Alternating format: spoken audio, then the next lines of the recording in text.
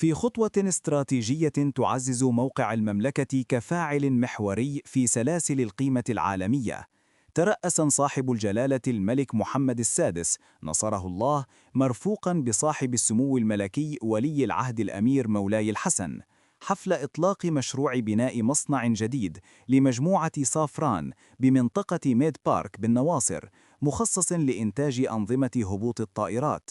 ويأتي هذا المشروع الضخم ليترجم الرؤية الملكية السديدة التي نجحت خلال عقدين من الزمن في تحويل المغرب إلى منصة صناعية ذات تنافسية عالية، حيث سيمكن هذا الموقع الجديد الذي يعد من بين الأكبر عالميا في تخصصه من تعزيز البنية التحتية لصناعة الطيران الوطنية عبر توطين تكنولوجيات دقيقة تشمل التصنيع، التجميع عالي التقنية، والاختبارات المخصصة لطراز إيرباص A320، مما يعكس دينامية غير مسبوقة تهدف إلى الارتقاء بالصناعة المغربية نحو مستويات متقدمة من الاندماج والتميز التكنولوجي. وتأكيداً على عمق الشراكة التاريخية التي تجمع المملكة بمجموعة سافران، أبرزت الكلمات الملقاة خلال الحفل أن هذا المصنع الجديد لا يمثل مجرد استثمار عقاري على مساحة تزيد عن 7 هكتارات،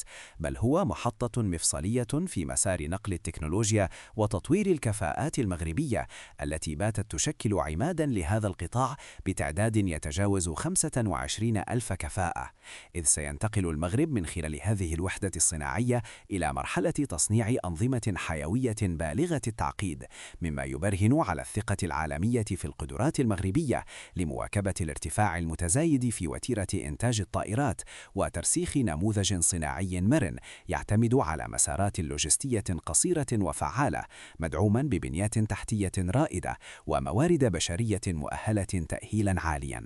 ويعكس المصنع الذي رصد له استثمار يفوق 280 مليون يورو وسيوفر 500 منصب شغل مباشر متانة الشراكة الاستراتيجية التي تمتد لربع قرن بين المغرب وسافران.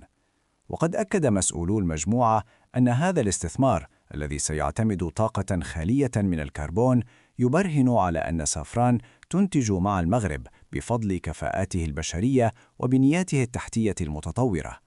وتوج الحفل بتوقيع اتفاقية الإنجاز، ما يعزز الجاذبية التنافسية للمملكة كوجهة مفضلة لكبار الفاعلين الدوليين في صناعة الطيران.